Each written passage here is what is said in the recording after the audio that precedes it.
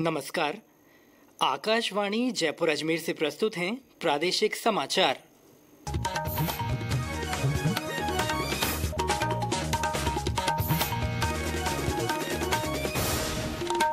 मुख्य समाचार। मुख्यमंत्री अनुकृति कोचिंग योजना में विद्यार्थियों की संख्या बढ़ाकर 50,000 की जाएगी। राज्य की 5,000 से अधिक आबादी वाले 3,500 ग्राम पंचायतों में ओपन जिम बनाए जाएंगे। मुख्यमंत्री भजनलाल शर्मा ने कहा, सरकार गौ माता के संरक्षण और संवर्धन के लिए संकल्पित। अगले वित्त वर्ष में 2.5 लाख गौपालक परिवारों को गोपाल क्रेडिट कार्ड योजना का लाभ दिया जाएगा। और प्रदेश में दिन और रात के तापमान में बढ़ोतरी, बाड़मेर में पारा 39 डिग्री सेल्सियस के पार। समाचारों के साथ मैं सिद्धार्थ जैन और अब समाचार विस्तार से। मुख्यमंत्री अनुकृति कोचिंग योजना में आने वाले समय में विद्यार्थियों की संख्या बढ़ाकर 50,000 की जाएगी। सामाजिक न्याय और अधिकारिता मंत्री अविनाश गहलोत ने आज विधानसभा में बताया कि योजना के तहत वर्तमान में 30,000 विद्यार्थियों को कोचिंग सुविधा उपलब्ध कराई जा रही है। इसे आगामी वर्षों में बढ़ाया जाएगा। उन्होंने बताया कि वर्ष 2023-24 में करीब 102 करोड़ रुपए खर्च कर विद्यार्थियों को लाभान्वित किया गया है। उन्होंने बताया कि वर्ष 2025-26 के लिए 209 करोड़ का बजट निर्धारित किया गया है। राज्य सरकार प्रदेश के महात्मा गांधी अंग्रेजी माध्यम विद्यालयों के संचालन के बारे में उचित कार्यवाही कर निर्णय लेगी। शिक्षा मंत्री मदन दिलावर ने आज विधानसभा में कहा कि इस संबंध में मंत्रिमंडलीय उप समिति बनाई गई है। समिति की रिपोर्ट के आधार पर ही विद्यार्थियों के हित में आगे की कार्यवाही की जाएगी। सहकारिता राज्य मंत्री गौतम कुमार दत्त ने विधानसभा में बताया कि प्रधानमंत्री किसान सम्मान निधि के तहत अनुचित लाभ लेने वाले अपात्र व्यक्तियों से जल्द वसूली की जाएगी। उन्होंने कहा कि पाली जिले में किसान सम्मान निधि के तहत अनुचित तरीके से राशि हस्तांतरण किए जाने के मामले की जांच की जा रही है। इसके लिए अतिरिक्त जिला कलेक्टर सीलिंग को नियुक्त किया गया है। जांच के बाद दोषियों पर कार्रवाई की जाएगी। राज्य की 5,000 से अधिक आबादी वाली 3,500 ग्राम पंचायतों में ओपन जिम बनाए जाएंगे। युवा मामले और खेल मंत्री कर्नल राज्यवर्धन राठौड़ ने आज विधानसभा में कहा कि सरकार खेलों को बढ़ावा देने के लिए लगातार काम कर रही है। उन्होंने बताया कि स्टेडियम निर्माण के लिए भी विभिन्न योजनाएं संचालित की जा रही हैं।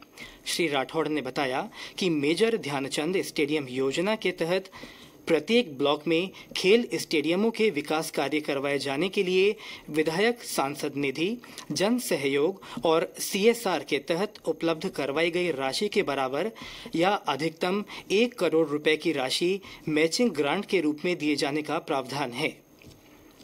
ई श्रम पोर्टल पर अब तक 30 करोड़ 68 लाख से ज्यादा असंगठित कामगार पंजीकृत हो चुके हैं। केंद्र सरकार ने असंगठित कामगारों का व्यापक राष्ट्रीय डेटाबेस बनाने के लिए वर्ष 2021 में इस पोर्टल का शुभारंभ किया था। श्रम और रोजगार राज्य मंत्री शोभा करंदलाजे ने आज लोकसभा में बताया कि कुल पंजीकृत कामगारों में 53% से अधिक महिलाएं हैं। उन्होंने कहा कि अब तक विभिन्न केंद्रीय मंत्रालयों और विभागों की 13 योजनाओं को ई श्रम के साथ जोड़ा गया है। इसमें PM स्वनिधि, प्रधानमंत्री सुरक्षा बीमा योजना, प्रधानमंत्री जीवन ज्योति बीमा योजना, प्रधानमंत्री आवास योजना, ग्रामीण और आयुष्मान भारत प्रधानमंत्री जन आरोग्य योजना शामिल है। प्रदेश में न्यूनतम समर्थन मूल्य पर आज से गेहूं की खरीद शुरू हुई। खरीद प्रक्रिया 30 जून तक चलेगी। इसमें गेहूं का समर्थन मूल्य 2,425 रुपए रखा गया है। इस पर 150 रुपए प्रति क्विंटल का अतिरिक्त बोनस मिलेगा। किसानों को उपज बेचान राशि का भुगतान 48 घंटों के भीतर सीधे बैंक खातों में किया जाएगा। ये समाचार आकाशवाणी जयपुर अजमेर से प्रसारित किए जा रहे हैं। प्रादेशिक समाचार बुलेटिन आप हमारे x handle @AIR News_ Jaipur, YouTube channel Rajasthan AIR news और फेसबुक AIR न्यूज राजस्थान पर भी सुन सकते हैं। इसके साथ ही आप हमारी वेबसाइट newson.air.gov.in पर भी समाचार सुन सकते हैं और संबंधित फोटो और वीडियो देख सकते हैं। मुख्यमंत्री भजनलाल शर्मा ने कहा है कि राज्य सरकार गौ माता के संरक्षण और संवर्धन के लिए संकल्पित होकर काम कर रही है। उन्होंने कहा कि अगले वित्त वर्ष में 2.5 लाख गौपालक परिवारों को गोपाल क्रेडिट कार्ड योजना का लाभ मुहैया करवाया जाएगा। श्री शर्मा मुख्यमंत्री निवास पर प्रदेश में गौशालाओं और नंदीशालाओं की अनुदान बढ़ाने पर आयोजित आभार सभा में बोल रहे थे। उन्होंने कहा कि मुख्यमंत्री मंगला पशु बीमा योजना का दायरा बढ़ाया जाएगा और योजना के तहत अगले वित्त वर्ष में हर श्रेणी में बीमित पशुओं की संख्या 2 गुनी की जाएगी। हमारे कुछ इलाके ऐसे हैं जो आज भी बैलों से खेती हो रही है। जो बैलों से खेती हो रही है उनके लिए साल में 30,000 रुपए का अनुदान भी देना है। और मैंने कहा है अभी इसके माध्यम से सूची बन जाएगी, मेरे पास उसकी सूची आ जाएगी कि आज भी बैलों से खेती करने वाले, चाहे वो मेरा बागड़ का क्षेत्र हो, चाहे मेरा जोधपुर का इलाका हो या बूंदी कोटा का इलाका हो, मैंने कहा उनकी सूची भी आ जाएगी कितने हैं। उसमें आगे भी विचार करेंगे कि उनको क्या करना है। ये भी हमने कहा है और हमने एक बात और उसमें जोड़ी है कि अगर जो बैलों से खेती करने वाला है उसके लिए जो हमें आवश्यकता है गोबर गैस का प्लांट, हम उसे सरकार के द्वारा अनुदान में लगवाएंगे। हाल ही में पेश किए गए राज्य बजट में गौशालाओं और नंदीशालाओं के लिए प्रति पशु अनुदान राशि को 15% बढ़ाकर 50 रुपए प्रतिदिन किया गया है। मुख्यमंत्री श्री शर्मा आज दोपहर सीकर पहुंचे। उन्होंने खाटू श्याम मंदिर में दर्शन कर प्रदेश की खुशहाली की कामना की। प्रदेश में होली की उमंग परवान चढ़ने लगी है। विभिन्न स्थानों पर होलिका दहन और धुलंडी पर्व की तैयारियां की जा रही हैं। डीग में ब्रज होली महोत्सव चल रहा है। वहीं आज भरतपुर में रंगीलो महोत्सव का आगाज शोभा यात्रा के साथ हुआ। इसमें बहुरूपियों का स्वांग और झांकियां आकर्षण का केंद्र रही। पाली जिले के ग्रामीण क्षेत्रों में महिलाएं पारंपरिक वेशभूषा के साथ लूम्बर नृत्य का आनंद ले रही हैं। शेखावाटी अंचल में भी चंग ढफ की थाप पर रंगारंग प्रस्तुतियां हो रही हैं। जैसलमेर के लक्ष्मीनाथ मंदिर में आज फागोत्सव मनाया गया और विभिन्न स्थानों पर गेर नृत्य हो रहे हैं। उधर झालावाड़ जिला प्रशासन और राजीविका ने होली के मौके पर नई पहल की है। इसके तहत लोगों को हर्बल गुलाल और परंपरागत व्यंजन उपलब्ध करवाए जा रहे हैं। जिला कलेक्टर अजय सिंह राठौड़ ने बताया कि ये उत्पाद उपभोक्ता भंडार के सहयोग से बाजार में उपलब्ध करवाए जा रहे हैं। इनमें स्वयं सहायता समूह की महिलाओं की ओर से पेड़, पौधों और फूलों से तैयार किया गया गुलाल शामिल है।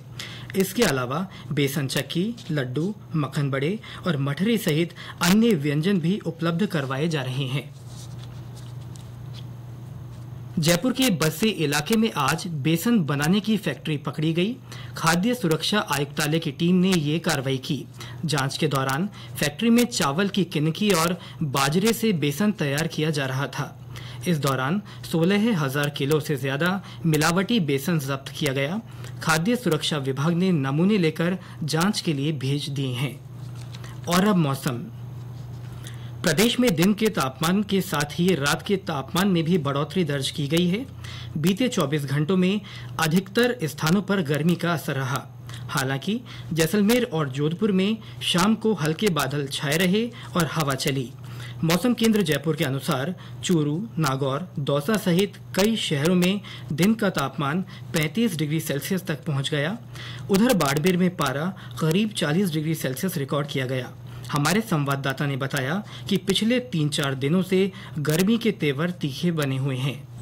जिले में पिछले कई दिनों से तेज गर्मी पड़ रही है। सूरज के तेवर तीखे बने हुए हैं, जिसके चलते तापमान में लगातार बढ़ोतरी हो रही है। दिन में तेज धूप के कारण बाजारों में लोगों की चहल पहल कम हो गई है। तेज गर्मी के चलते जनजीवन खासा प्रभावित हो रहा है। इस बीच गर्मी से बचाव के लिए लोग ठंडे पेय पदार्थों का सहारा लेने समेत कई जतन कर रहे हैं। जसवंत सिंह डूडी, आकाशवाणी समाचार, बाड़मेर। बढ़ोतरी देखी जा रही है। न्यूनतम तापमान औसतन 14 डिग्री सेल्सियस रहा। 13 मार्च से मौसम बदलने के आसार हैं। पश्चिमी विक्षोभ के असर से बीकानेर संभाग में बादल छाने की संभावना है। कहीं कहीं हल्की बारिश भी हो सकती है। पाली में आज से 2 दिन के पर्यावरण उत्सव की शुरुआत हुई। अरावली और जवाई टूरिज्म वाइल्ड लाइफ क्षेत्र में जल, जंगल और जमीन के संरक्षण को लेकर इसका आयोजन किया जा रहा है। एक रिपोर्ट। संयुक्त राष्ट्र पर्यावरण संरक्षण कमेटी के सदस्य, पर्यावरण विशेषज्ञ और शिक्षाविद सोनम वांगचुक ने आज उत्सव में शिरकत की। उन्होंने बच्चों को पर्यावरण संरक्षण को लेकर जागरूक किया तथा जल, जंगल और जमीन को प्लास्टिक वेस्ट से हो रहे नुकसान के बारे में बताया। वांगचुक ने वन्य प्राणियों को बचाने सहित पर्यावरण संरक्षण के विभिन्न पहलुओं पर चर्चा की। कार्यक्रम में अभिनेत्री दिया मिर्जा ने लेपर्ड को बचाने की मुहिम के बारे में बताया। उत्सव में नागालैंड, मिजोरम सहित विभिन्न प्रदेशों से पर्यावरण संरक्षण कमेटी के सदस्य भाग ले रहे हैं। कल विभिन्न सत्रों में पर्यावरण संरक्षण से जुड़े मुद्दों पर चर्चा की जाएगी। समाचार कक्ष से सुदर्शन नाहर। महिला प्रीमियर क्रिकेट लीग में आज शाम मुंबई इंडियंस का मुकाबला गुजरात जॉइंट से होगा। मैच मुंबई के बेबॉर्न स्टेडियम में शाम 7:30 बजे शुरू होगा। मुंबई और गुजरात दोनों ही दिल्ली कैपिटल्स के साथ प्लेऑफ में जगह बना चुके हैं। आज के मैच में टूर्नामेंट के पहले निर्धारण हो सकता है। प्रधानमंत्री नरेंद्र मोदी का मासिक रेडियो कार्यक्रम मन की बात 30 मार्च को होगा। आकाशवाणी से प्रसारित होने वाले इस कार्यक्रम की ये 120वीं कड़ी होगी। इसके लिए श्रोता अपने सुझाव 28 मार्च तक टोल फ्री नंबर 1800-11-7800 पर भेज सकते हैं। 1922 नंबर पर मिस्ड कॉल देकर SMS पर मिले लिंक के जरिए भी सुझाव भेजे जा सकते हैं। इसके अलावा नरेंद्र मोदी ऐप और MyGov ओपन फोरम के माध्यम से भी सुझाव दिए जा सकते हैं।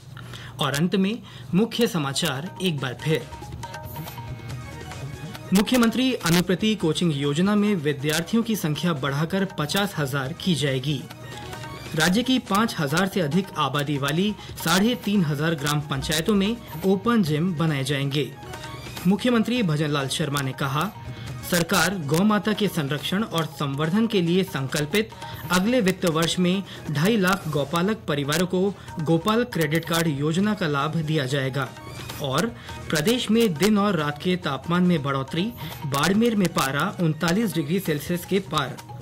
इसके साथ ही प्रादेशिक समाचार बुलेटिन समाप्त हुआ। नमस्कार।